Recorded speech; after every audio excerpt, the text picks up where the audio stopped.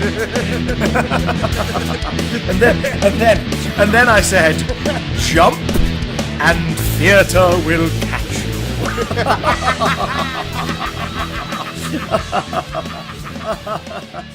Which is the verbal equivalent of having a wank in public, so I was immediately arrested. Yes. Welcome, one and all. hello, Welcome to not everyone, not the murderers. We don't want them listening. But if they do listen, subscribe. Welcome to a new Big Dumb Cast. We are recording this at 8 minutes past 10 p.m. in the year of our Lord 2017 on it was Wednesday, the 29th of November. And I'm so glad we waited till tonight because we got a treat today. Ooh, so we're going to talk about that. We're On the way, we're gonna talk a tiny bit about Justice League's back end, just a bit of natter. We're gonna have a chat about the Infinity War trailer, and then we're gonna have a big old chat about everybody's favourite one batch, do batch, penny and dime Punisher series.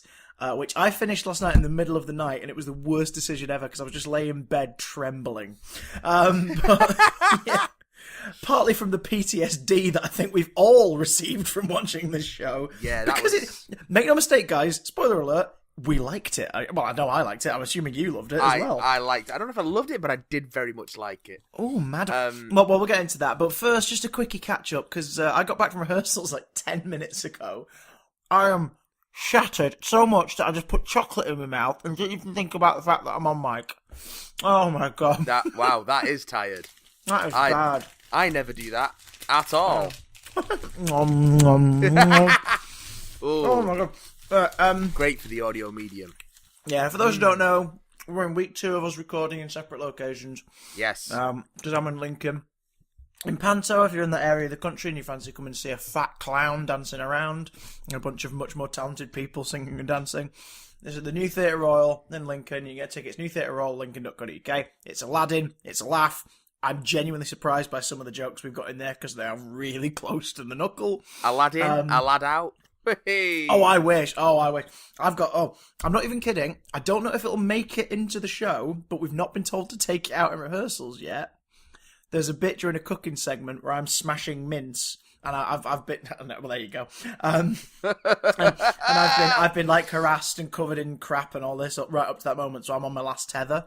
And I hit the wrong thing. The other character says, no, the meat, don't hit me, hit the meat. So I start hitting him, all right, I'll beat the meat. And so far, we've not been told to take it out. Oh, so, I hope that stays in. I do too. Oh, my God. So, yeah, I'm fucking shattered. But I'll tell you what I did do in a bit of my spare time yesterday. What did you do in a bit of your spare time yesterday? I had a cheeky watch of your 50th episode of Adventures in Babble-On. I can't be bothered playing Ico anymore. I'm just going to play guitar for an hour episode of Adventures in Backlogging. Ico be bothered. Yeah. Oh, God. I don't blame it. Ico's a bit of a tough one, isn't it? I'm getting the sense from that you're not enjoying yourself too much. I see that it's a beautiful game, but I'm not loving it because it's frustrating as fuck. I've recorded another Ico episode today. Which will be going up tomorrow or yesterday if you're listening. To this, yeah. Fucking hell, time travel. Time wibbly wobbly, Ico-y, Wyco-y. But I'm glad you detoured because it was really cool watching you play a bit of Rocksmith. Well, as I mentioned on today's episode, I was gonna do another one today. Not another Rocksmith episode, but I was gonna do another Breather episode where I was gonna say farewell to Marvel Heroes because it's shutting down. Is it? And I've got one trophy left for the platinum. Hang on. The PS4 game? Yep. Really? Yep. It's shutting down because Gazillion have basically gone out of business and Marvel have pulled the license. Oh my God, that's so... Oh God, imagine all the money that people have spent. The people are getting refunded on Xbox, but not on PS4. Oh, that's dumb. I mean, you spent a bit of coin, not a lot though, didn't you? I probably spent about 25 quid on it since it came out. That's not bad. I mean, it's a free to play, so it's like you've essentially spent the amount that you would on a small game. Yeah, and I've played, and I've clocked a bunch of hours into it. I got 10 characters up to level 60. I prestige Spider-Man 3 times, prestige Scarlet Witch twice. Jesus. So when's it closed then? It was scheduled to close on the 31st of December. Aye. They took it offline 2 days ago without telling anyone. Oh, that's why you didn't record the As a- episode. Oh my as in- god. As in, like, the creditors pulled the plug on Gazillion, and everyone got sent home and lost their jobs immediately. Like, That sucks. I don't even think that. I think that happened like the day before Thanksgiving, and the servers finally went offline a couple of days, day before last. Oh Christ! So it's literally just a bunch of machines being turned off, and everything's gone. Yup. Oh, that sucks balls. I mean, especially for the employees as well, like being fired before Thanksgiving, before Christmas. Yeah, I mean, and No, I mean, no wonder Marvel pulled the license. They're probably thinking, the way you guys just handled this, we don't want to be involved. well, people have kind of seen it coming because they missed the scheduled. There was stuff supposed to come out to tie in with Thor Ragnarok and didn't come out. And then was kind of the sign. And they missed a couple of update deadlines, and then the company just stopped talking. Oh god! So it went on for about a month and a half of no communication at all, and then Disney came out and said, "Yeah, Marvel Heroes is closing." Oh fuck! All the people have been playing it online on PC for years as well. Yeah. Oh my god! But if you've only just jumped on for the console version, then you got like 4 or 5 months out of it, if that. Yeah. Oh Jesus! I mean, I didn't even finish story mode because I was just like getting stuck in with missions, and side quests and things like that. Oh, that sucks nugget. I mean, normally things like that you get a deadline, don't you? And it's usually like a good couple of months, isn't it? So like you say, originally we were supposed to have until the 31st of December, which is why I hadn't gotten that last trophy yet. I was going to do it as Adventures in Backlogging, but I can't do that anymore. And it's frustrating because as part of the Thor Ragnarok update, we were going to get Ragnarok skins for Loki and Thor and Hulk. And that would have been amazing. Also, the unworthy Thor from the current comics as a new character as well, and that stuff was in the update that dropped. The last update that dropped, but it hadn't been finished yet. So people have data mined it out and data mined out the character models and stuff like that. And there's a bunch of like 90s throwback costumes for the X-Men and stuff. Like the yellows and the blues and everything. Yeah. Oh, but Christ alive. So that was the stuff that was just on the cusp of releasing as they pulled the plug on it. So yeah, it's a shame. But sucks for the developers, man. Because more Rocksmith then. In my opinion, more Rocksmith. Well, I reckon I've got one Ico left. Yeah, before you kick something. Well, after the episode I'd recorded today goes up, I think I've got one Ico left. Yeah. Before I finish it, and then I don't know what I'm doing after that. Who knows? You gonna go through a PS3 title, or are you gonna? Because you were gonna jump on PS4. Are you gonna do a PS4 one, maybe? I don't know. I think I'm gonna see what is in my sizable PS3 backlog. The backlog. So we'll see. Yeah. Well, from one superhero company fucking up. Oh, since we last spoke, ladies and gentlemen, Justice League has been out for nearly 2 weeks, and it has not done well. Critically, it's been overall kind of a big like not a pretty much, or a just a people aren't getting annoyed about it in the way they were getting annoyed about BVS. It was more to do with people are just exhausted by it, I think, and just like, this is crap. Yeah, average scores of like 2 and 3 stars across the board, pretty much. Every positive review that is from like a professional critic standpoint, like published critics and everything, seems to come whenever they say anything positive. They're like, "This was kind of cool," but and it's like, that's Now again, it's all down to opinion. There's probably someone listening going like, "Oh, what the critics know? Like it's made for the fans." A, no, it's not. It's made for money. And B, it should still be good. Now, if you enjoyed it, great. But there are genuinely flaws in it. When you look at the makeup of that movie, the way it is executed, the way the story is told, the script, there are problems. You can still enjoy it. We're in a world where The Room is beloved, and a movie about The Room is about to come out. But I've got the Disaster Artist next to me, by the way. I've been reading it this week. Oh, it's out on Wednesday, the movie, so I'm going to see that next week. It's like Wednesday 5th or 6th, isn't it, is when it comes out. There's limited run on the 1st, on the day this comes out as well. It's Wednesday the 6th, yeah. I'm going to see it. Oh my god, I'm going to see it. But I've been reading it, and it's amazing. But like, in a world where, that's a terrible thing, people can still enjoy it. If you still enjoy Justice League, awesome. More power to you. And I know people who have. I know people who have enjoyed Justice League. I mean, they're wrong. But I'm kidding. Opinion is not wrong, as I argued with a twat on YouTube this week. Well, yeah. It's currently sitting at 41% on Rotten Tomatoes. Which, I mean, that's like near average. That's compared not damning. Compared to the other stuff that's in the box office at the moment, I mean, Daddy's Home 2 is at the top of the box office, and that's on 17%. Isn't it weird? Daddy's Home 2, a Christmas movie. Bad Moms 2, a Christmas movie. Yeah, that's 27%. American comedies are really dull. Yeah. Unless they're on telly, because Curb Your Enthusiasm has been amazing. But here's the thing with Justice League. It has made a lot of money. Oh, yeah. It, unfortunately, has made way under what it needed to make. Not even just to be considered a success. It's made way under what it needs to make to break even.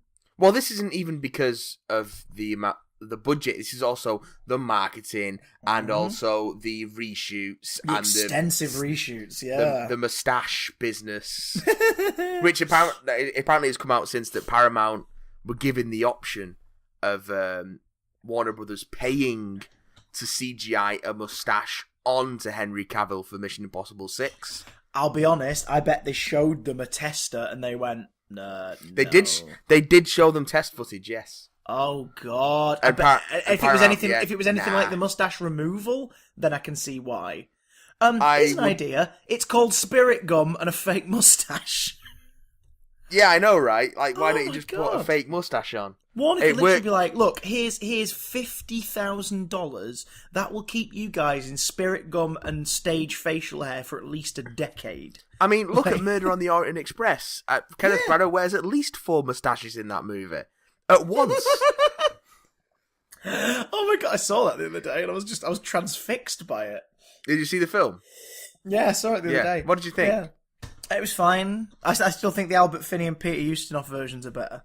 I quite enjoyed it, but I enjoyed it too. I dug it, but I think the problem is with the story. Slight spoiler alert, guys, for Murder on the Orient Express. Though I won't go into too much detail. That ending is such a sort of a surprise and then a downer that all those sweeping vista shots and establishing shots made the story feel bigger and grander and like, you know what I mean? Yeah. So it was like, this is an adventure, and then at the end it's like, no, it's a morality tale, and the good doesn't really win if we think about it.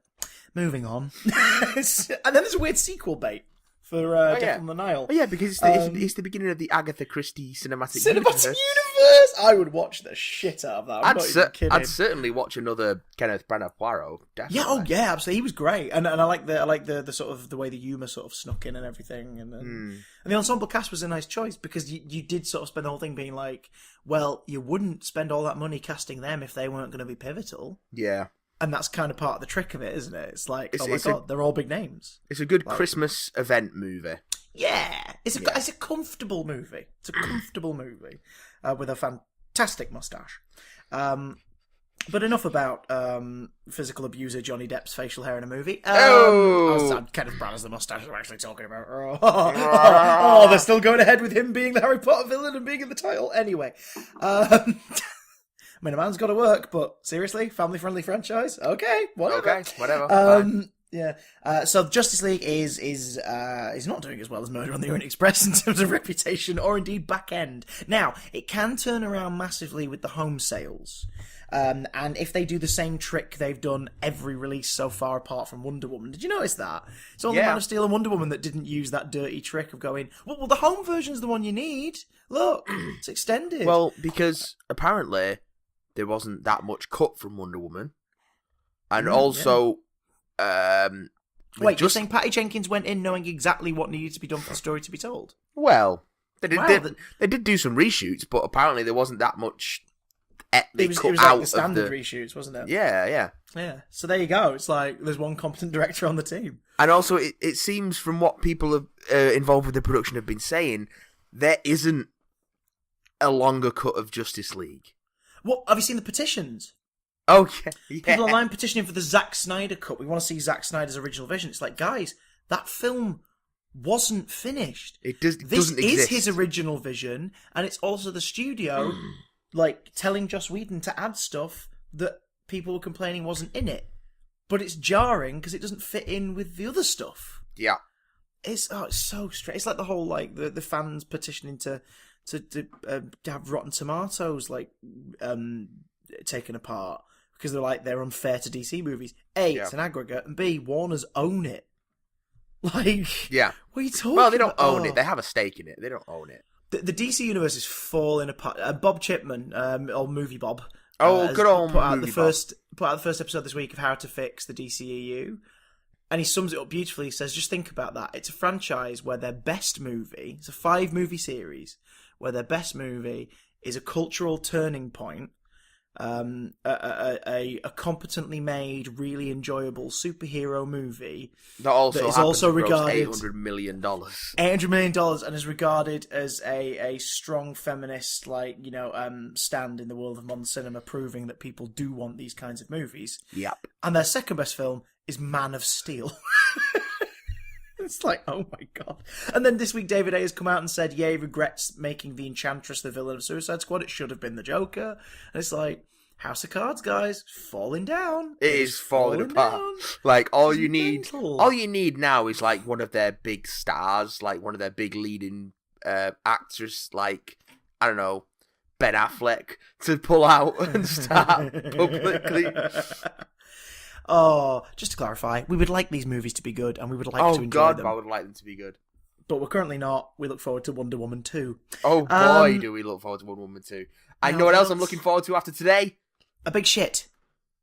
The trailer finally dropped from Avengers Infinity War, and I did a little wee.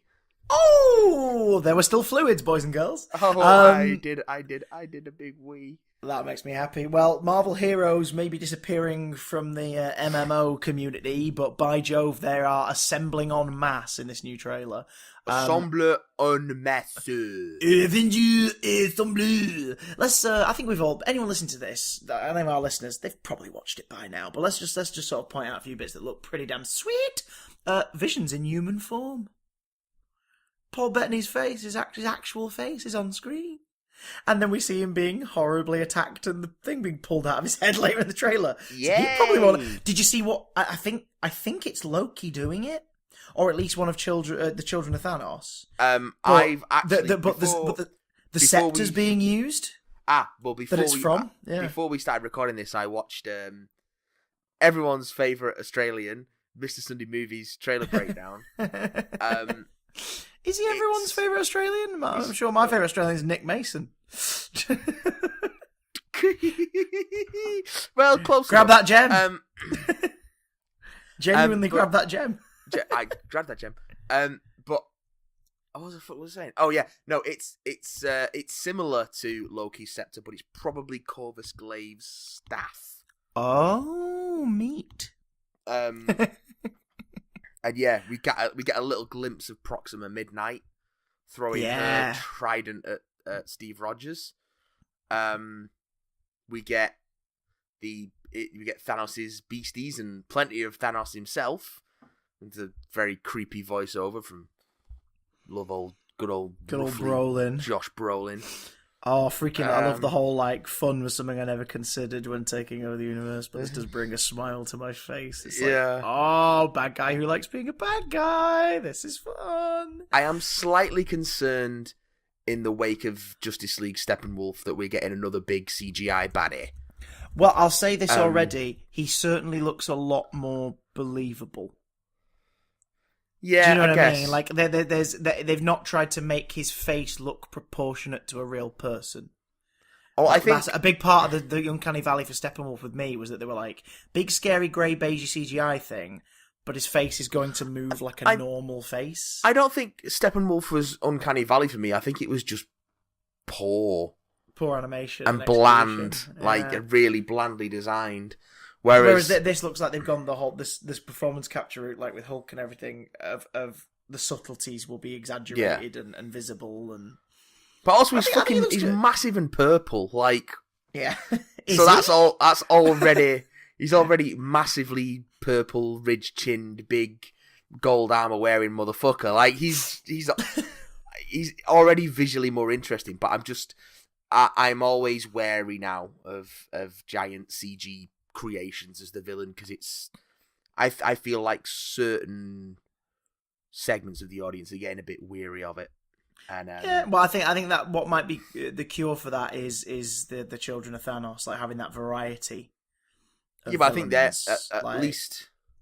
at least two of them are going to be big CGI creations anyway. Oh, right. But I mean, like at least you get it's not just one big CGI person punchy. You'll be getting sort of different silhouettes and different personalities. Here's 5 big CGI people punchy. Well, it's better than here's 700 grey/beige CGI armies to punch. Oh, I think we're getting that as well, to be fair. Yeah, That being said, it does look colourful and fun and exciting. One thing I'm horrifically devastated about and absolutely ashamed of. Doctor Strange appears to have lost his big bright yellow gloves. I know! He had them in Thor and they looked amazing. But one thing that is wonderful is Wong's weird little beard and slight haircut. Benedict Wong is just a cool-looking motherfucker. And I love the fact that he's so prominent in this trailer as well. Yeah. It's like, is Wong like seriously falling along for the ride? Because if so, yes. We finally get Spider-Sense in the MCU. Yes, like we get a full-on shot of the hair standing on end and him noticing something before it happens. I still can't quite believe we're watching an Avengers trailer and there's Spider-Man. Like, how do you feel about the spider armor? It looks odd, but I think that's because to me it's like, this is a 15-year-old kid. Is he really getting this stuck in? Do you know what I mean? Well, we don't see him in the Wakanda bits, which I'm assuming is from later in the movie. It's possible Spidey's involved in one big sequence then. Yeah. The thing with this rotating, what's it? Yeah. I reckon he either gets injured and sidelined or Tony Stark forces him to sit it out. I hope he does, because if he doesn't, he's just allowed a 15-year-old kid to take part in quite possibly the most dangerous fight ever. Yeah. And that would be ridiculous. So I do hope that Spidey is not a main player in this movie. I hope that he's just there for a big old freaking cool set piece or two. No. Loki's got the Tesseract. Called it. Yeah. Yeah.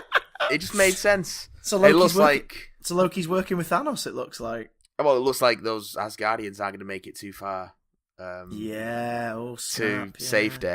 And also the Guardians. Yay! Yeah, boy! I don't know. God. What more is there to say? Like, it looks really cool. The shot in Wakanda of like the army legging it out. Iron Man being freaking punched by Thanos' bare hand, not even his gauntlet one, flying backwards. It's definitely the case that this is about Thanos gathering the gems, because we see him with 2 in the gauntlet, and he's after him. He's not got him yet. He's after him, but he's already immensely powerful. Yeah, Winter Soldier and Falcon like blazing with firearms. Yeah. We don't see Hawkeye in this trailer, do we? Don't see Hawkeye. I couldn't spot Hawkeye, and I know Ant-Man and the Wasp aren't in this because their movie's out afterwards. So I'm guessing if they get involved in the story, it'd be in part 2.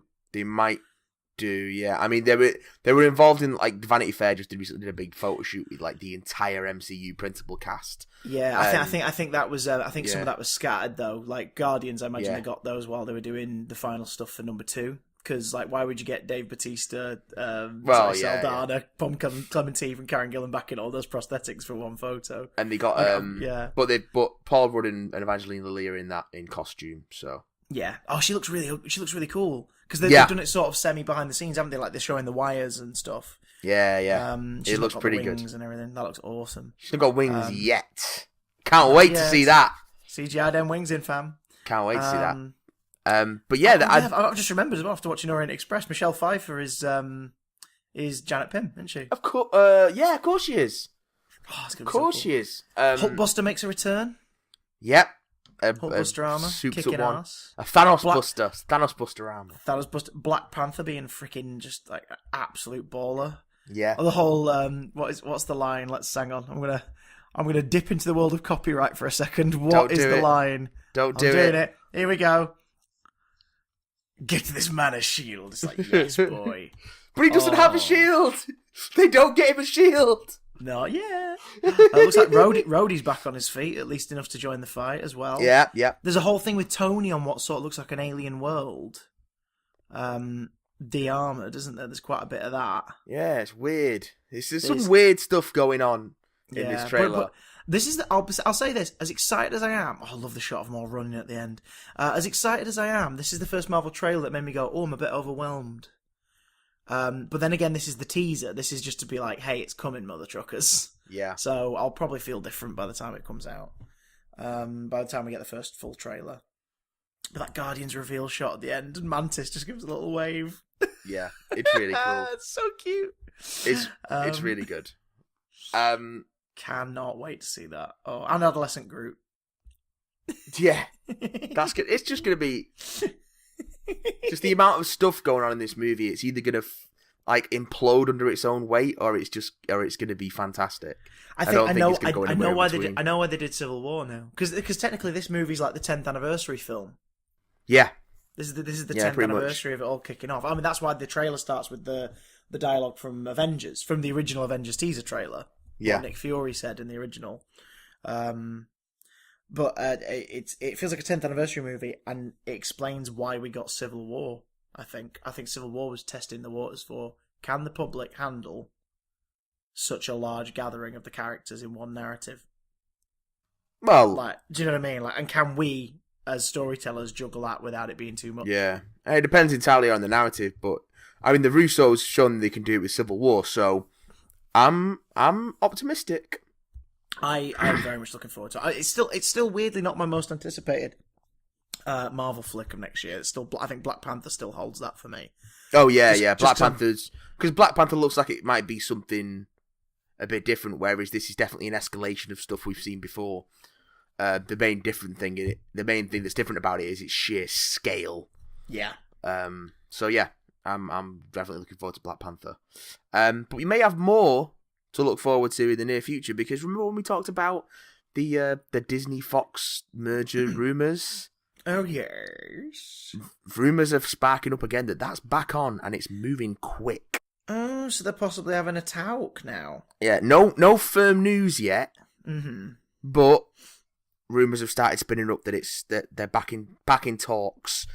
And like we said before, I'm in two minds about this, because yeah, it would be nice to get the Fantastic Four back over at Marvel, but that's small fry compared to the idea of Disney sort of consolidating its monopoly on blockbuster movies, on entertainment in general. Yeah. So as optimistic, as excited as I am about the prospect of Marvel getting some of those rights back, also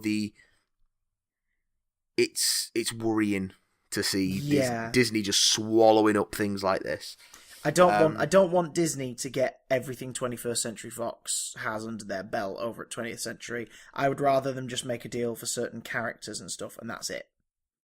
Do you know what I mean? Like, if we got Fantastic Four or something, and that was the extent of this merger, perfect. But Disney owning such a big monopoly on cinema's output is insane. Yeah, it's worrying. It's upsetting. We can just keep an eye on it. Keep an eye on it, see what happens. I guarantee that's why we found out about it in the first place. They leaked it to see what public reaction would be. Yeah, I think that's becoming obviously, the majority of voices of the people who weren't really thinking about it were, oh shit, you could do more Marvel stuff. Yeah. Instead of, hang on, you'll own most of cinema. Yeah. This isn't good. Yeah. So, yeah, stop booking out theatres with your films, Disney, and stop buying everything. It's too nasty. It's nasty. That being said, really looking forward to The Last Jedi. Yeah, true that. We figured out today, me and the band at the theatre, we figured out when we're going to see it. We're not seeing it on the midnight showing on the 13th, because we have an 11 a.m. show the next day. So we're going to go see it after our 7 p.m. show on the 14th itself. Nice. I believe I'm seeing it on the 14th in the evening. So. Huzzah! Yes. We shall compare notes. I'm excited. Like handsome chaps. Oh god, yeah. Tell you what else is pretty damn. We're talking about the Punisher.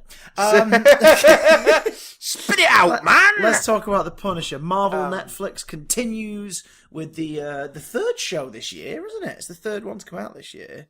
Netflix is just ramping up. They're just pumping stuff out at a prodigious rate. Yeah, like the Marvel movies. Oh my god, it's almost like they're not in debt. The Marvel movie. Everyone's like YouTube's in debt, Netflix is in debt, all these services are in massive debt, and they're never going to catch up to themselves. It's ridiculous, but they're still churning stuff out, and we're kind of glad they are, because them being in debt doesn't bother us at all at the moment. But what does bother us is whether the shows are good. Now, Iron Fist kicked off the year of MCU Netflix shows on a bit of a, I think we referred to it as the limp wrist of Iron Fist. Oh man, it was just so boring. Mm. It was just so boring. Then we got The Defenders, which wasn't brilliant.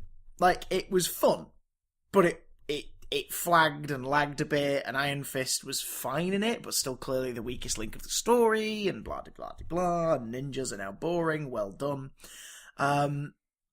So we were I think we both really didn't know what to expect with Punisher. Yeah. Because this is the first full TV series, and I'm surprised it's taken this long, really, in general, over the decades, but this is the first full TV series about the Frank Castle characters from Marvel Comics.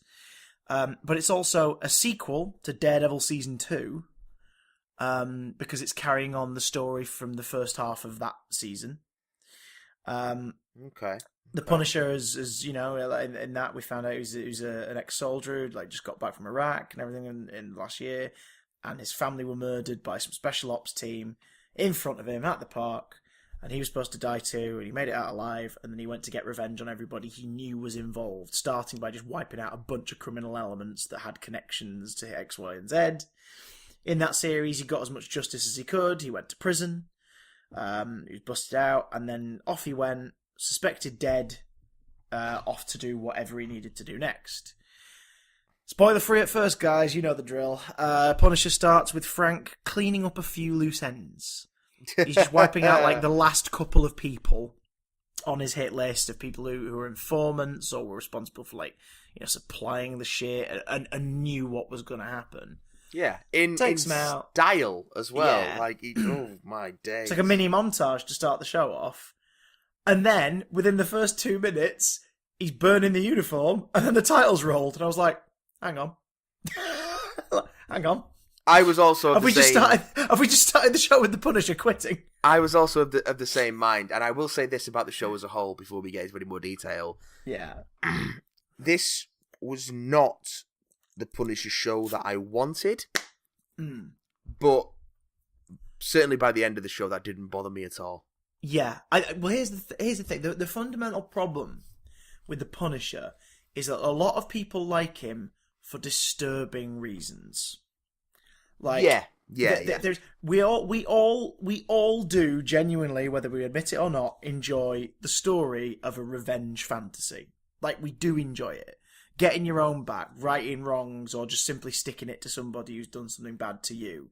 So the Punisher is cathartic in a way. You sit there and read the pages and watch him taking out mobsters. Like, the heroes get him arrested, this and the other. The Punisher kills them in spectacular fashion. Oh, well, I mean, you could argue to a later aggressor, to a lesser or greater extent, that the majority of superhero fiction is, if not a revenge fantasy, but certainly an empowerment fantasy. Yeah, and that's why it has such appeal.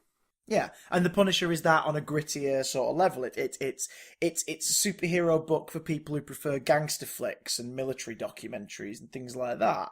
And massive skulls. Yeah, oh god, yeah. It pays respect and homage to the United States military. It ties into superhero stuff when he gets involved in like assassination stories. There's morality stuff at play there, but ultimately, for the majority of the stories in the comics, like, he's dealing with horrible pieces of shit who need to be put down one way or another, and he chooses to kill them.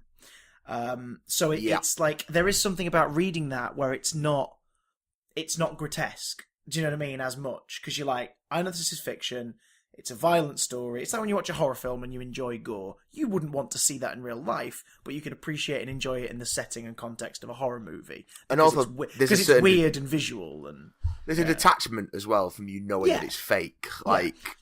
Now that works so much on the page for sure, and it's worked out okay in the bits of animation where he's popped up. I mean, obviously he's popped up in stuff like Spider-Man, so that he wasn't murdering people in that. But they make reference to the fact that Frank's a dangerous man. And Spidey's even nothing lethal and all this. So they found ways to put him in other mediums, because ultimately he's good guy's not the right word, but he's not the bad guy. he does bad things to the bad guys. I believe the term you're looking for is anti-hero, Chris. That's the one. On the other end of the thing, Punisher has sort of been adopted in the wrong way by some people within the military, like some just comic fans, who think that he's an advocate. The character's existence is an advocate for, like, gun use, the Second Amendment. The idea that, yeah, fuck them up, Frank, fuck up the bad guys, and it's like, cool, all right, no, seriously, fuck them up. All right, calm down. Kill them all. Yeah, there are. Like, I'm sure it probably started more innocently enough, but that there are soldiers who put the Punisher skull on, like, their gun handles and stuff like that out at war. And I imagine some of them, it was simply a case of, I love the character, like, I love those books, I'm in the military, I'm going to put that on my gun. But then there'll be people who do it because they're like, yeah, I'm going to kill me some Iraqis. And it's like, wow, that's not, no, hang on, do you know what I mean? It's like, that's not what he stands for. What are you doing? So when they said they were going to do a whole series, I remember we first talked about it when it was announced. We were like, this could be difficult. It depends on how they do it. I think we even suggested, like, if they adapted a specific story, you could probably do it in a way that didn't feel grotesque or whatnot. I think we even suggested, like, Welcome Back Frank was a perfect one to do it with. Yeah. Like, do the Nucci family, who are not in this, but Ma Nucci gets a name drop in the first episode, which made me happy. Which makes me think, ooh, in the future, they could totally do that. So, yeah. Maybe. Which would be cool, because Welcome Back Frank would be a great... Although Welcome Back Frank, as a phrase, got a drop in episode 1 as well. Yeah. That would be a fun story, because that is literally evil, horrible, sinister as hell mobsters versus the Punisher. So you could do sort of stuff with that. It errs on the realm of fantasy slightly because it's the stereotype mobster family. Yeah. You know what I mean? And there's elaborate deaths in that as well, like the punch of the polar bear and things like that. I'm not I wasn't a huge fan of his art style. Like I liked sort of the look, but the face is always thing. But those panels, that's the greatest expression he ever drew, is that polar bear being punched. Steve Dillon, wasn't it? Yeah. God love you, Steve Dillon. Rest in peace. Rest in peace, you same face drawing genius. It's so it was like, I wonder how they're going to do it. Then the synopsis started to come out, and we realised that the show was going to be about him tidying everything up. Like, there is a further conspiracy. Yeah. There's a further thing that needs to be dealt with that ties to why he was a target. So he's got to find out who was behind it, who is responsible, and he's got to take him out. Alongside that, we have a whole story with Micro, which we'll get into as we review it. We have stuff with are they the CIA? They're not the CIA. No, the CIA was... Yeah, no. Sorry, who's McConaughey's lot? DHS. Department of Homeland Security, yeah. So you got them getting involved and investigating it all. So we were kind of like, okay, is this just going to be a show about a man spouting one-liners and brutally murdering people? Because this could get uncomfortable. And then they said that it was going to heavily focus on military, on military background, and what happens when you come away from combat and suddenly come back into a normal life. Now, luckily, probably the wrong choice of words, because we'll get into it, but like, they went down the route of, this is not a show about violence, and it's not a show about revenge. Yes, these are elements, absolutely. I would argue it is a show about that. But definitely revenge. But I think this is a show overall, it's the closest MCU show so far to it is Jessica Jones, because this is a story about recuperating and rehabilitation. Yeah. And whether or not you can actually recover from something, or whether or not you just have to carry it for the rest of your life. This should be renamed Marvel's PTSD. Yeah, basically. It's a heavy watch. This is not for somebody looking for a fun time. It's not for the faint of heart either. Absolutely. Like I said, the violence isn't gratuitous and often, but when it does happen, it's very striking. Very well done as well. There are a lot of quick deaths, which almost, like, there's a lot of silence and gunshots to the face. Yeah. Mostly from the villains to other people, but stuff like that is almost more harrowing, because we'll get into the characters and everything as we go, but like you see how little life means to these people. Yeah. And that's kind of more disturbing to me, especially when you see them taking people out without a second thought, and yet here's an AA. You know what I mean? Like, not an Alcoholics Anonymous, but like here's a group of vets who are struggling to cope. And struggling to cope with what they did, or wondering why can't they do more, and yet these bad guys are just like popping people left and right without a second thought. Like it is tough. But here's your mild spoiler warning, guys. Your mild spoiler warning. Yeah. We're going to start talking about some of the characters. Can we start with Micro? No. Okay. Emails. Micro's sort of the show's version of the microchip character from the books. Yeah. Who's Frank's man in the van. The first 3 episodes kind of set up the idea that this guy's been watching Frank and he wants to talk to him, and Frank finds that mighty fucking suspicious. Yeah. And turns it into a naked interrogation that lasts for a day. But did you notice it bookended? Because there's an interrogation in that basement in like the 2nd or 3rd episode that is not violent. And then there's one in the penultimate episode that is the polar opposite of that. Yeah, well, really I mean, it's really a little showing violent, the first one, but not... Yeah, not... But like, it's really showing the difference between Frank and... We'll say later, but do you know what I mean? It's like, oh my god, like, this is... Yeah. But that story was wonderful. Micro had to fake his death, basically. He had to stay dead to protect his family because of stuff that he knew and was investigating and looking into and about to release. So his family think that, you know, their husband, their father, has been dead for a year. That was probably my favourite ongoing narrative, was Frank visiting the family as Pete. Yeah. And I mean, obviously he does it at first to sort of make a point. To be like, I can find out about you as well. Look, I'm with your family. Don't fuck with me. But he also then starts to bond with them, which is quite interesting. Because they're like the missing puzzle piece in his life. He lost his wife and his son and his daughter. And here is a wife and a son and a daughter who lost the father, the husband. So he's not like looking to slot in, but it's almost like because here's the thing: Frank Castle, again, not in every aspect of his life, but Frank Castle is not a bad man. Do you know what I mean? Like, he's morally fucking, you know, in a weird place. I think that's the thing. His morals are quite strong. He just does terrible things. Yeah, he's clearly not operating on the same moral level as most of society, but he believes in certain things and he holds true to him, and he inhabits a very morally grey area. Yeah, but one of them is family and togetherness and supporting one another, because he doesn't have that anymore, and you can tell he clearly misses it so much. You see bits of his father figure sort of personality slipping through in this show. Yeah, and you really believe it. Again, we'll talk about the performance in a moment, but like, you really believe it. But obviously it's heartbreaking because the cameras very purposely keep cutting back to Micro in his basement, watching the live feed and seeing Pete get to do what he can't do anymore. Be with his family and interact with them. It's heartbreaking to watch. You've got this element of Frank trying to sort of reconcile all the things he's done and the things he's still got to do with who he was and how much of the good man he used to be is still there. Yeah. How much of a monster he was before he became the Punisher. Yeah, because of course he is very much involved in a horrific event.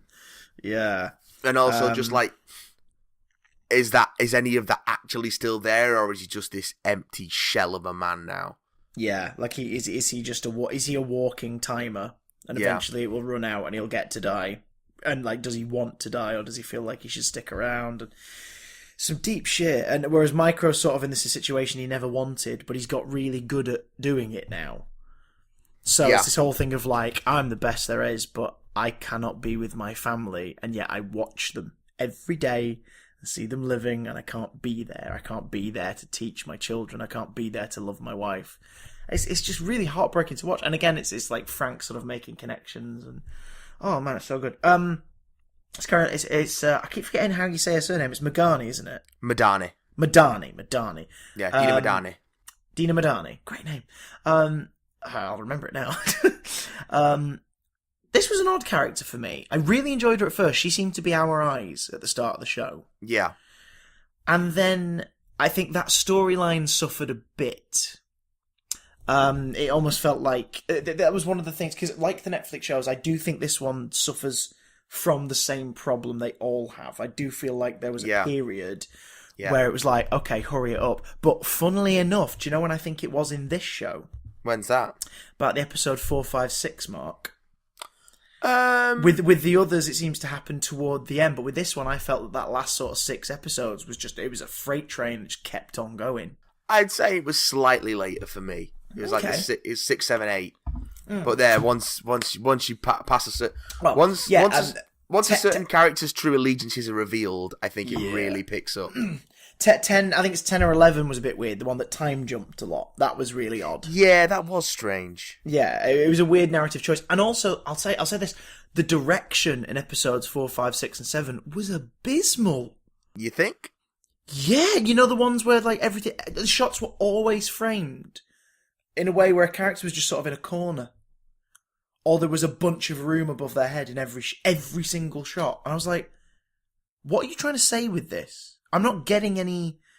I don't know what you're trying to visually convey to me. I just keep thinking, why aren't you shooting them properly?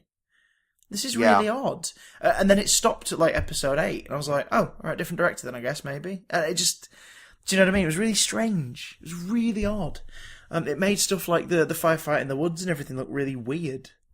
I think that was supposed to look strange anyway. Yeah, because but I don't know. But then there's like the bit with like Rawlins and Billy are sat on different couches in that room, and they're framed. Each of them's framed in one corner of their individual shot, and they're shot as though there's a big distance between the seats. Yeah, and yet we cut to the wide, and they're sat about 2 feet apart. It was like, what is this? What I didn't notice at the time. I'd have to go back and look, but yeah, fair enough. Bit of a bitch complaint. But yeah, Madani's like arc does. It makes for some wonderfully tense moments. Yeah. Which the actor, she has to play without knowing that it's tense, because it's up to us, the audience, to see, oh God, she has no idea how much danger she's in. Yeah, there's a lot of secrets in this show. A lot of dramatic irony, and that creates a fair bit of tension. Yeah, I mean, especially, and also, but weirdly, after some, and I know it's perverse to say it, after some pretty fucking sexy, like, sex scenes. Like, the stuff in this is, like, really tastefully done and kind of hot.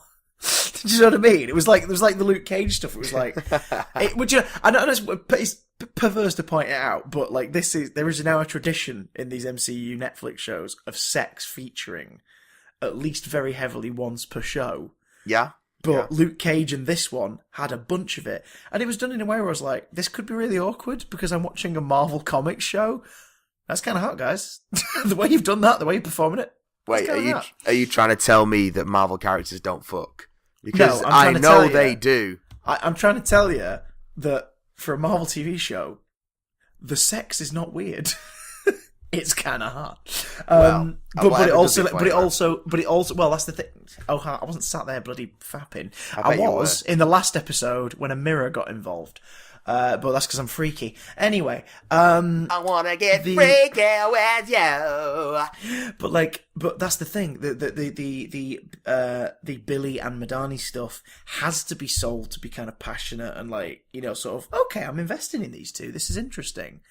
For the next part of their story to have as much tension as it does. Yeah. Do you know what I mean? So it was very intentionally done. It was done to be like, oh, this is kind of hot, because then you're meant to be like, oh no, now I'm terrified. Yeah, where's this gonna go? I mean, their love story, unquote, is very unusual. But let's talk about the sort of the unspoken love story that seems to be going on with a returning character, Karen Page. I don't think that's a romantic. Oh, no. But there are those couple of moments where you're like, it's not romantic per se, but it's like they care very deeply about each other. Do you know what I mean? Like his reaction to when she's in danger, it's like, it's more a lifeline thing, but there's that one moment, I'm trying to remember where it is, but there's that one moment where they sort of linger for a second. And I was like, they're doing this because if they want to tell that story, they're laying the foundation. Because she ain't getting back with Matt. That is not happening now.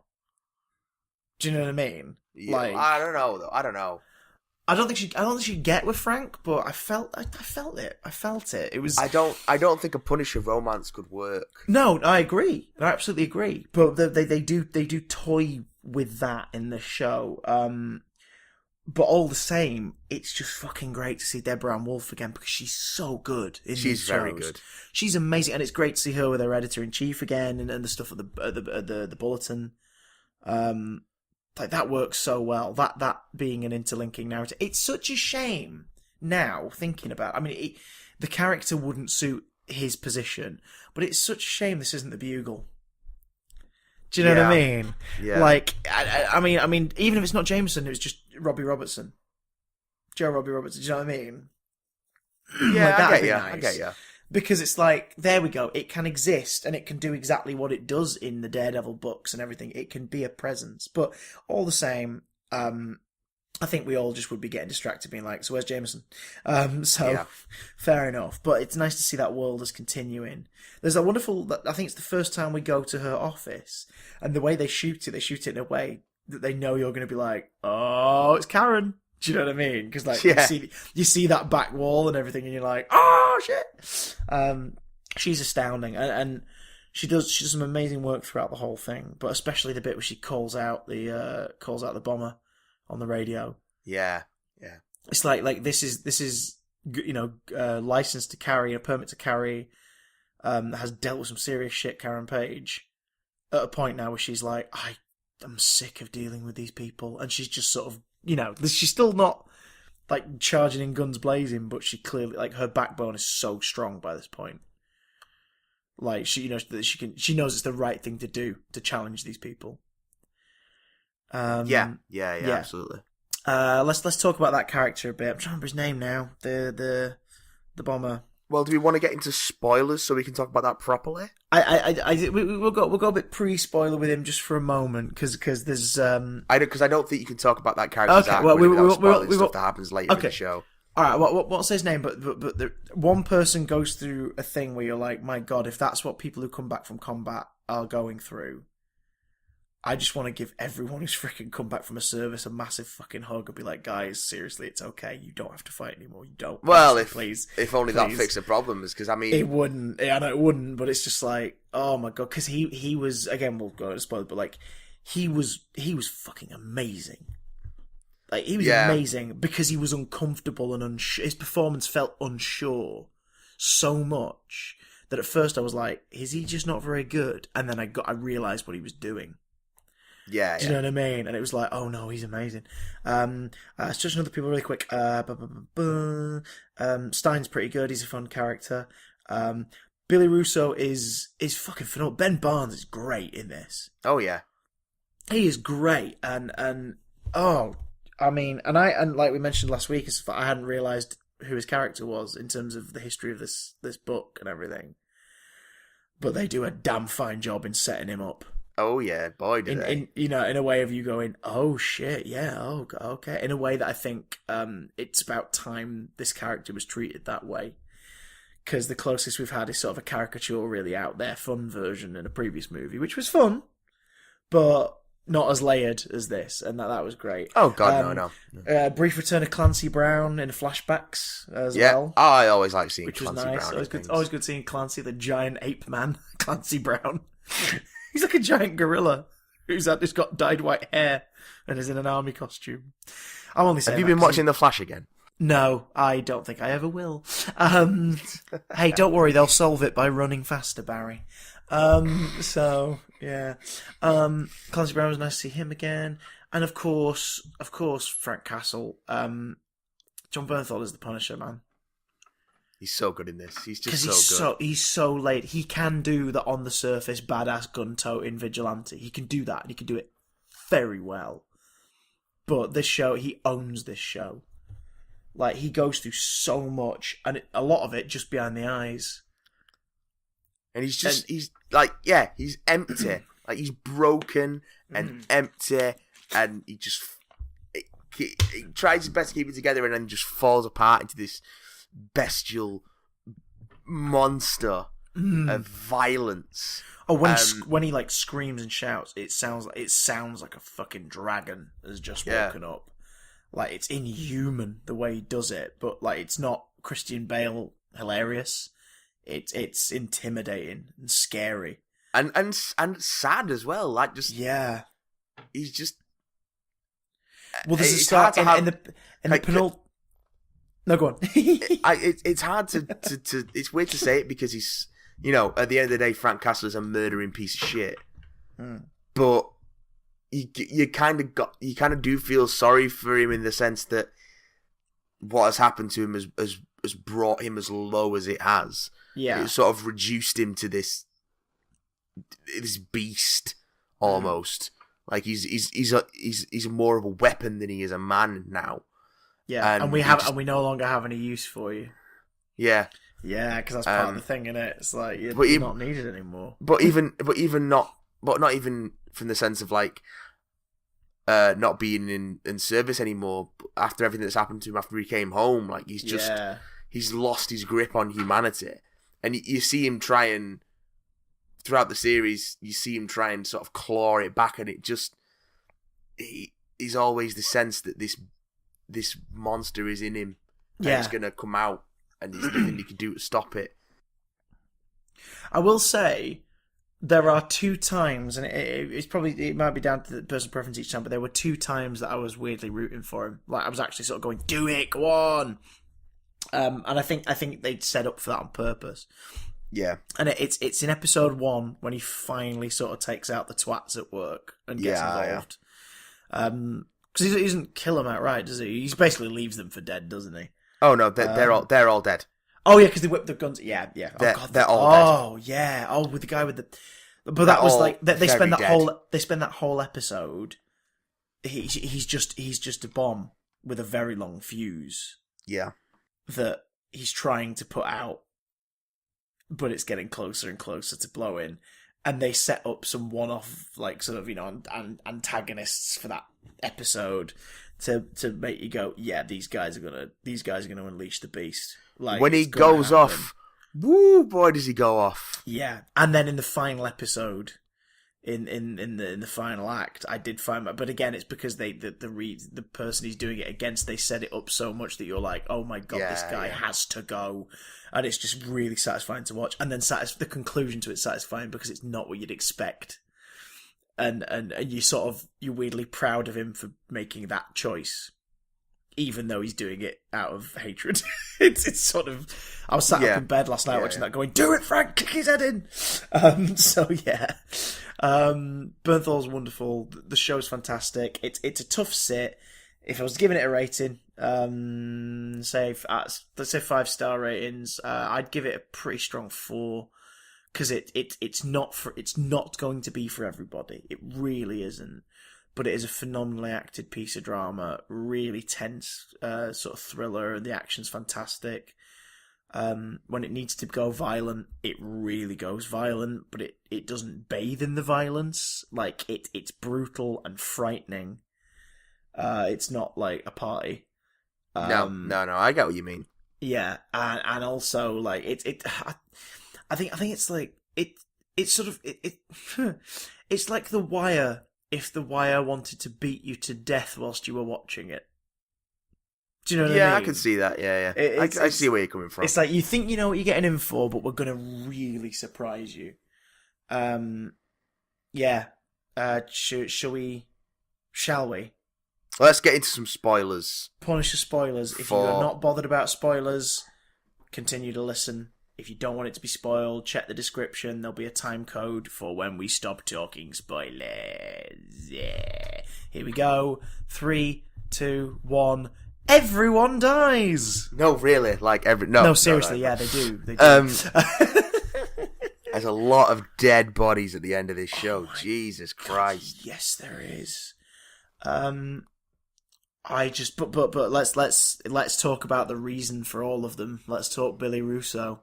Oh my, Billy Russo, who is of course the future Jigsaw. Yeah, Netflix continues its mostly consistent tradition of fucking strong villains in the Marvel shows.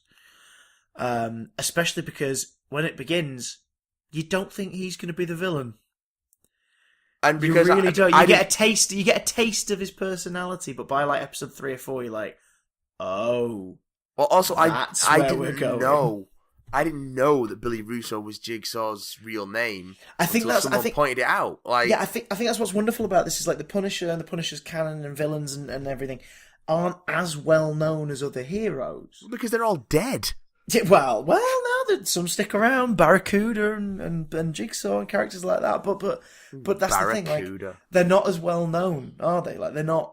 It's not like you go. Oh, yeah, I mean, even Captain America, you like Baron Zemo, Von Strucker, the Red Skull, Batroc the Leaper, Baron Blood, yeah, Hydra, the entirety of it, Madam Hydra, like he's got Flag villains. Smasher, Flag Smasher, of course, Nuke. Nuke was in Jessica Jones. There we go, tying it all together. But like, yeah. If you're going to do a Punisher villain, if you were going to just cherry pick one, you'd pick Jigsaw. He's Frank's, not opposite, but I think he's Frank's opposite in the traditional comic book sense of like, they conflict. They are mirrors of one another. The problem is, they're both from the same fucked up mirror shop. Yeah. Yeah. Jigsaw is just visually like shows what monsters they both are inside. Frank looks like a human being. Jigsaw looks like what they both really are. A fucked up homunculus. Like a scarred, heavily like deformed piece of shit. So to have the beautiful Ben Barnes play the role for the majority of the series... Oh, yeah. I'm not surprised that we wouldn't have figured it out, really, until it was too late. Do you know what I mean? Because it's like, yeah, okay. I mean, they make a big thing about referring to him as Pretty Boy and everything a lot in the earlier episodes. Like, he's very pretty and all this. Like, they were setting up for that fucking finale to happen. Oh, yeah. And when it happens, boy, does it happen. Oh, my God, yeah. Especially the final kick. Where he kicks him in the back of the head. Oh, my God, straight into the mirror. Oh my God! But Fisk and Kilgrave certainly before him and Mariah, they really do set up that it's not black and white. But this guy is probably out of those characters. This guy is the most just sort of I'm a piece of shit, and I know it, and I'm aware of it, and I make no apologies for it. I don't know. I think Kilgrave had a bit of that. I think Rawlins takes that for most of the series. Yeah. Well, Rawlins seems to me, and I was positive that we'd seen him in the flashbacks in Daredevil, but apparently we didn't. I quickly IMDb'd and I was like, oh, we didn't. So maybe I'd just seen him in something else recently, and it confused me. Yeah, maybe. But because he has a very distinct sort of like almost non-good acting kind of tone to his voice. Do you know what I mean? It's very sort of like just static choice, but. Again, like, in that penultimate episode, I was like, no, you're acting your balls off. Like, you are really going for it. But Rawlins struck me as a character who had to do some horrible shit, wasn't proud of it, but has covered it up and moved on, because he's not going to let that bother him. Well, he's clearly some kind of fucking sociopath, though. Oh, yeah, absolutely. But like, gets his rocks off for torture. Well, yeah, that was, to the point where they just straight up admit it, don't they? It's like he gets a fucking hard on by torturing people. It's like, okay, that's fun. But yeah, he's a piece of shit. But again, he doesn't get his hands dirty until the penultimate episode, when he really gets his hands dirty. That episode made me cry. Really? Genuinely, it was when Frank... Because Frank just sort of... happy place is the wrong phrase, but he keeps going to his happy place. Which at first is like, it's clearly the first dance at his wedding.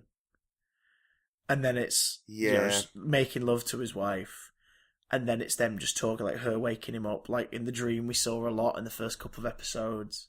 But this time she's not going to die because like she's on the other side, and it's like, is today the day? Are you coming to be with me again? And it was horrible to watch because it's all in his head. Like it's not really like her from heaven come to talk to him, but like that's what's being depicted basically. Yeah, and it's just heartbreaking because you see him, he toys with it for so long, like in what in real time is probably just like a minute of him being pummeled, but in his head it just lasts longer, and he almost says yes.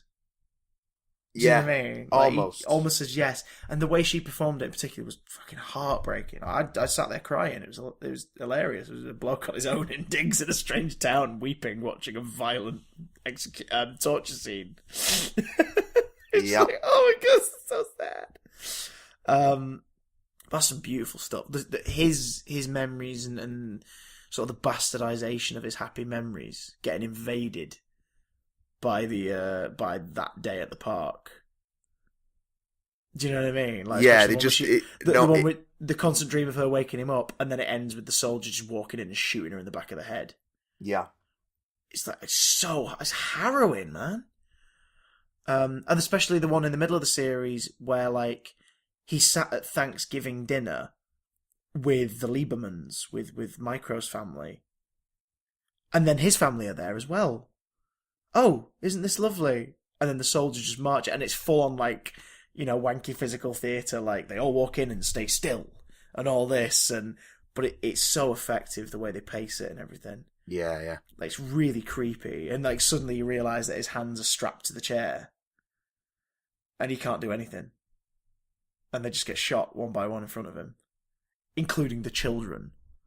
Like, oh my god, it's traumatic. Can we take a moment to acknowledge how freaking good the kid actors in this are as well? Yeah, really good, actually. Like, really good kid actors. Good. Like, proper little douchebag and nerd, but like, you completely get them. You know that they're just kids going through phases, and they've gone through some shit already, and then they go through much scarier shit. Yeah. Yeah.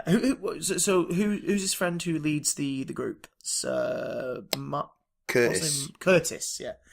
Again, lovely performance. It's nice to see Frank reacting to somebody who doesn't agree with what he's doing, but completely understands why he's doing it, and just wants to look out for his friend. Like, he's not going to step in, and he really thinks Frank should stop. And at one point, at the start of the story, he has already, so like Curtis is much more relieved. But like that relationship was a fun one to watch over the series. The guy who basically was like the Second Amendment nut job, who claimed to be a Vietnam vet. Yeah, that was a really interesting character. Well, it was a nice bit of commentary, wasn't it, on basically like sort of how the right really push the Second Amendment, and and it's like, dude, you haven't served. Like you're trying to claim a glory that A, is not yours, and B, I think the people around you are kind of proving it isn't glory.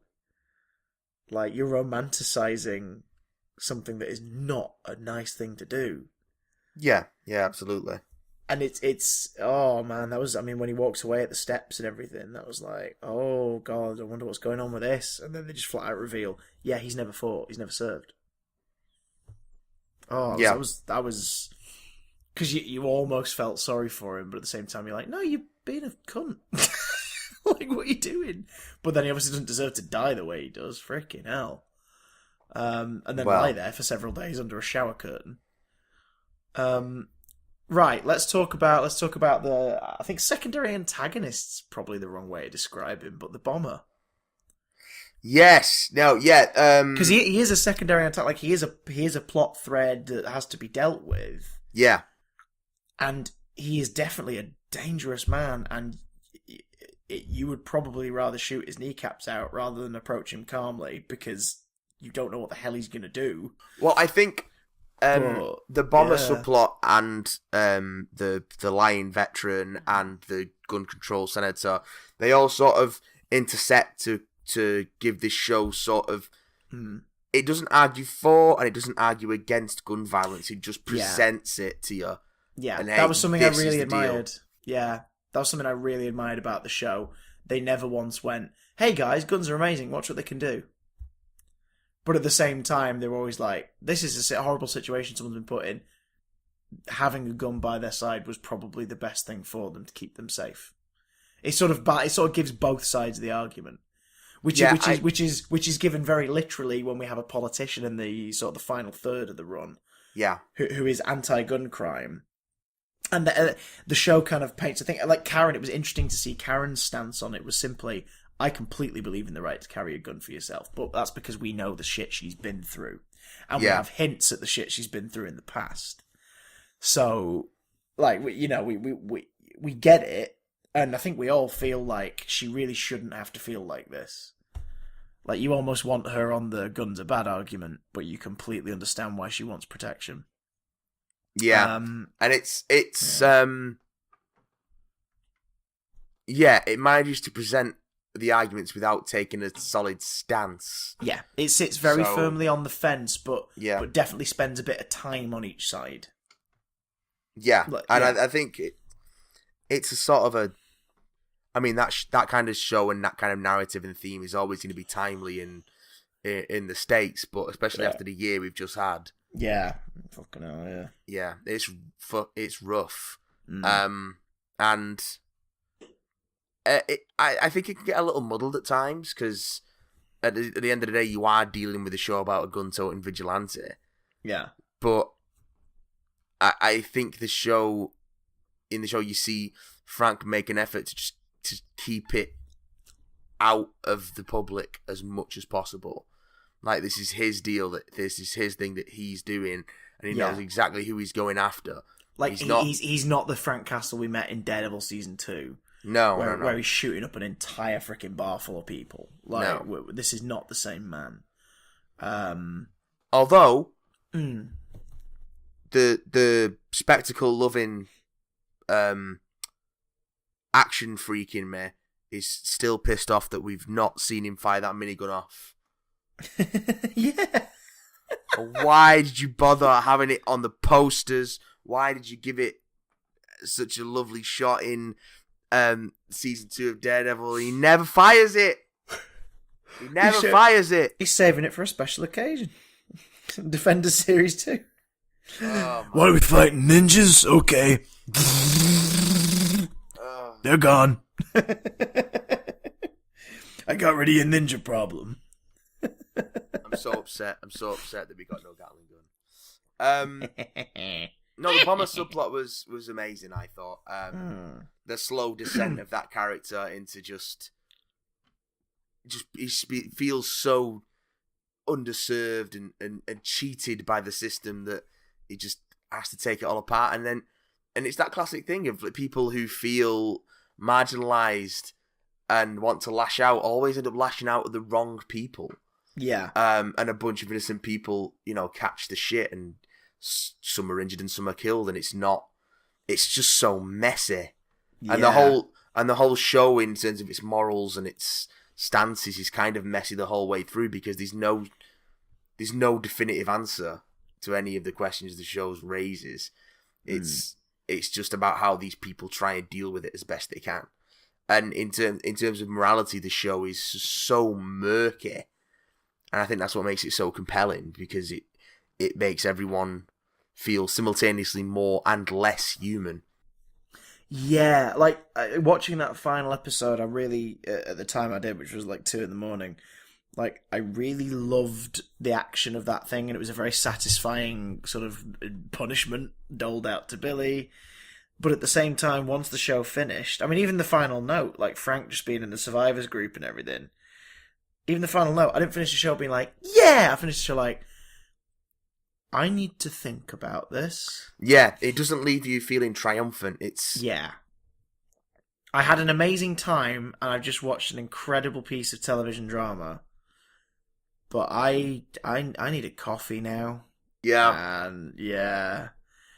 And I think this is the best way they could have gone with it. I mean, maybe Series 2 is where you indulge a bit more in the Welcome Back Frank style.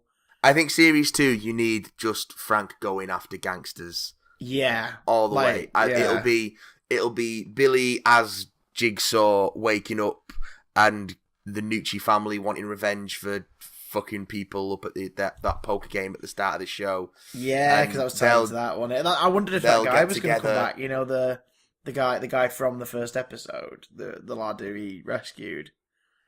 Oh yeah, no, I don't think that they'll bring that back. I think it'll just be a case of, the Nucci family knows someone hit that game, and I think they'll put 2 and 2 together, especially when Jigsaw starts making the rounds.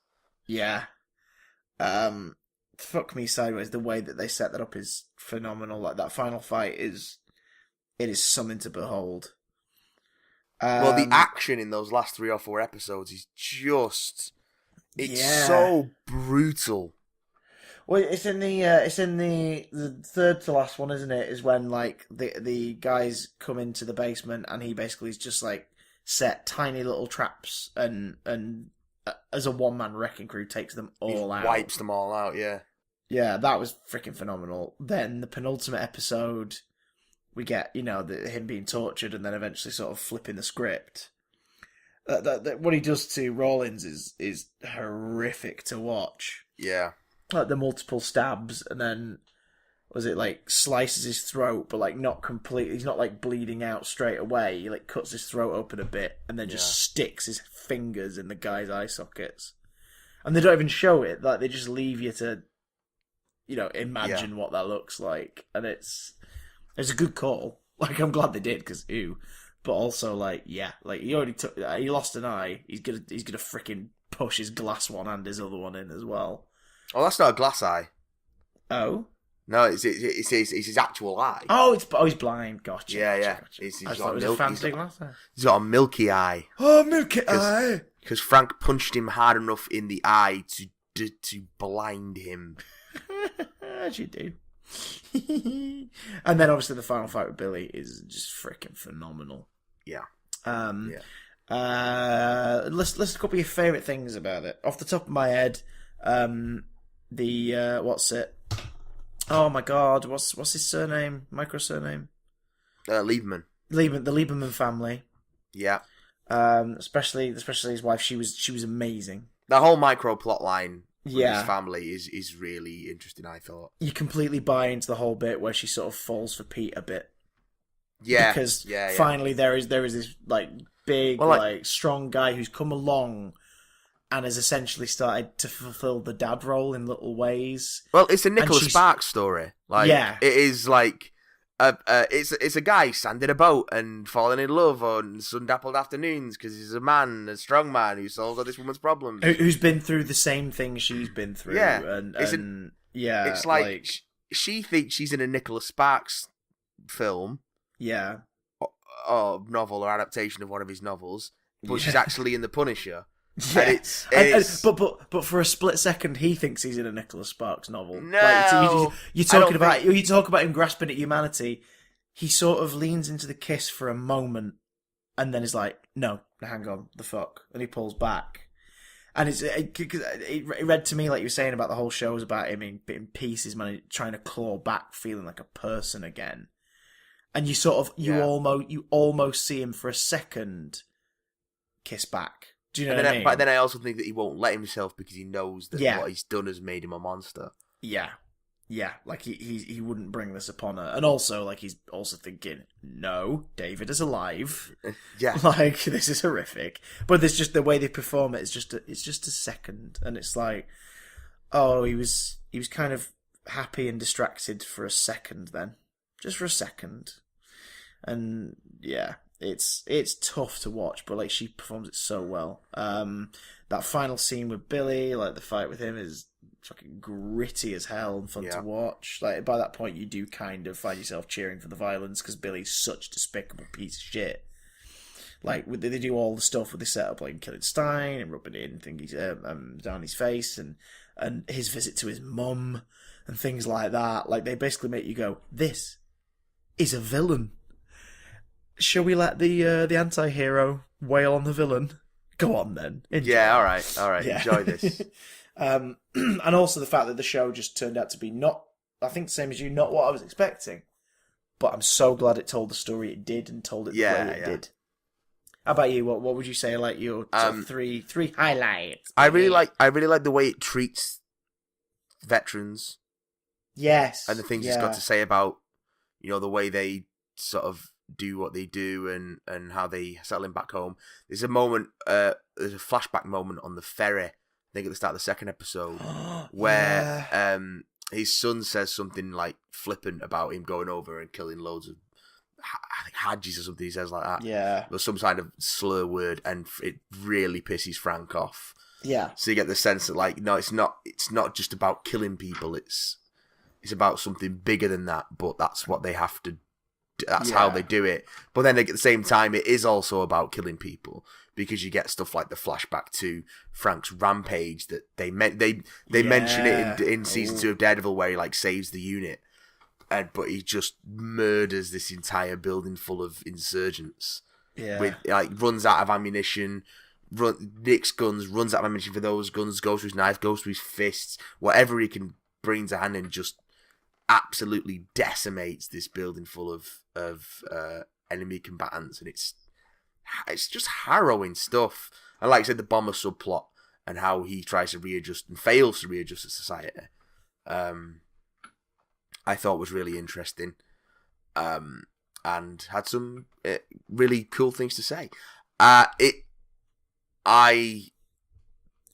like the Homeland Security stuff with Madani. I think she's a pretty interesting character, and it's interesting to see. I just thought she was a cool presence. I mean, there's a few original characters in this, like Madani and Stein and Rawlins, and I think they've all added something to this version of Frank. And Madani's mum, just for having the weirdly coolest and most soothing voice in the whole show. Oh yeah, she's fabulous. I think she's an Iranian actress. She's in fucking loads of stuff. Does a lot of voice work as well, because of that voice. Yeah. She's wonderful. I just think this was it's a violent show and a nasty show, but at the same time, it's got some stuff to say which doesn't get lost, I think, in the melee. It's good. I like it thematically. I like its stance on violence, while also being pleasingly violent to the action freak in me. There's lots to like about it, and that's all I have to say about The Punisher season 1. Yeah, probably not an immediate rewatch. It's not quite a Jessica Jones. No, it's not fun. I didn't devour it the same way I've devoured the other Netflix shows, with the exception of Iron Fist, because I actually took a 3-month break in the middle of Iron Fist. It's the Ico of Netflix shows. Yeah, I know, right? So yeah, I don't think I'll be watching it again anytime soon, but it's well worth your time. It could have been 10 episodes. It's when it's the same thing as Luke Cage for me. It's when he gets injured and has to spend like an episode and a half recuperating. The same thing that happened in Luke Cage. That's when the show takes a dip. Yeah, because all the momentum just drops out of it, and then it picks back up again after that. But yeah, it just seems a bit. Isn't it weird that seems to have happened in all of them at least once? But the only time it was good, like the only time it worked for the better, was Daredevil series 1. Because then we got the whole episode of Matt and Foggy. Yeah. Like, that's the only time that sort of worked. But they keep doing it because they got to stretch these shows out to like 13 episodes. Cut them down. Just make them down to 10. Cut them down to 10. Yeah. Oh, God. Well, speaking of stressful slogs that take a lot of your time and energy and leave you feeling like an empty husk, emails! Yeah. Let's have a bash at a couple. Let's what's in the email box today, Matthew? What's in the email box? I'm only going to do a couple of very short ones because, as I'm sure you can hear, my voice is dying. Yeah, I need to sleep. We both need to sleep, and I need to rest my voice because, oh my God, my throat is so sore. I hate winter. So I'm sorry, but I can't do the voice this week. Oh, that's all right. That means that we'll hear it in mime instead. So even though Tom Monty has written us in, I just can't do the voice. And Tom Monty writes, "Hi, Big Damn Chris and Matt. what do you think of the recent news that Black Mirror Season 4 won't even come to Netflix in 2017? I'm gutted. Have you guys caught up to date with it yet? Why not? It comes when it comes. It's ready when it's ready.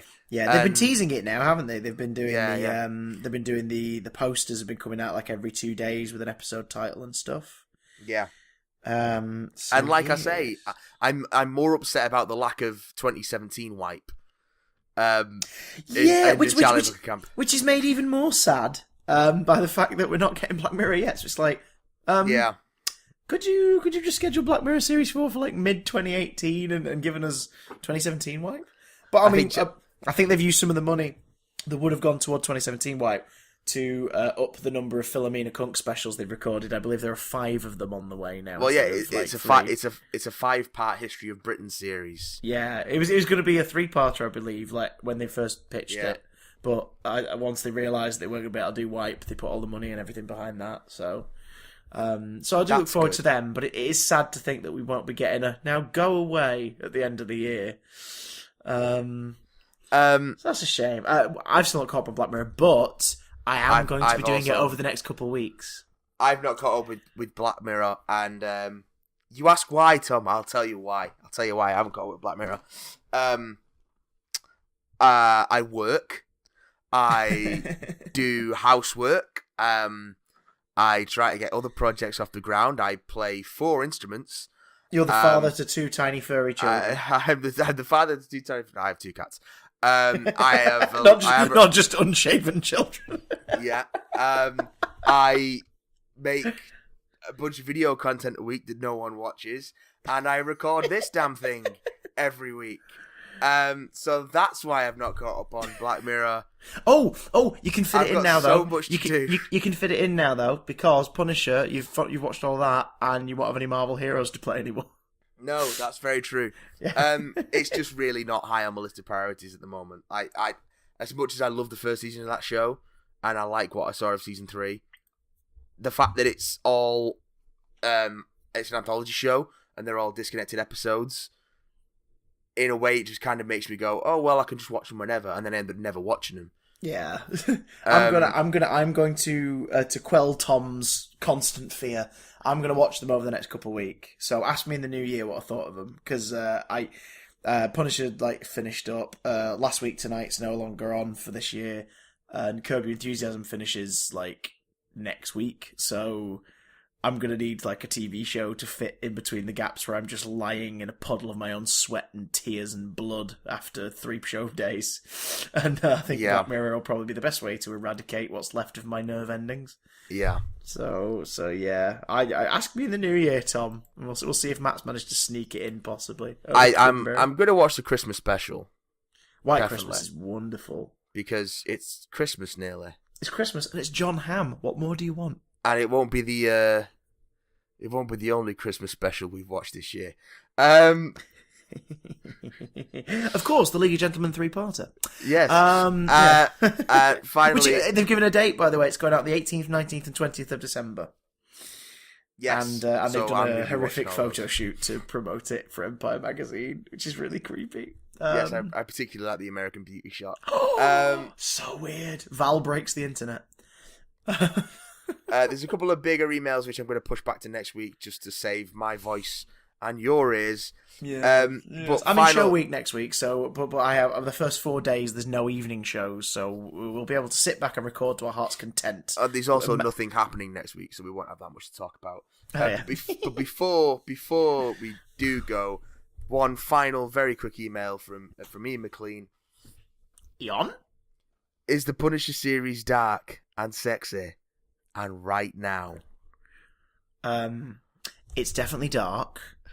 I think it is a little bit sexy. There's some sexy bits in there, yeah. And it's definitely right now, if by right now you're opening Netflix to watch The Punisher. Yeah, I mean, it's 2 weeks ago, but that's right now, right? Yeah, right. Well, thank you for joining us as we write down another brutal, violent entry in our Infinity War journal.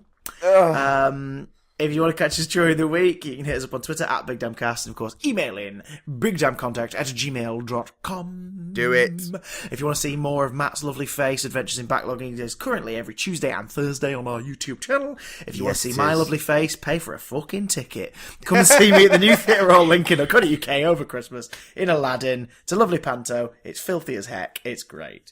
And until next week, shall we leave them with a piece of solid advice? Yeah. Cool, but we'll do it. Oh, go on. No, you got one? Yeah. Don't fucking get ill in winter. It really sucks. To be fair, you can't top that. Bye, everybody. Goodbye.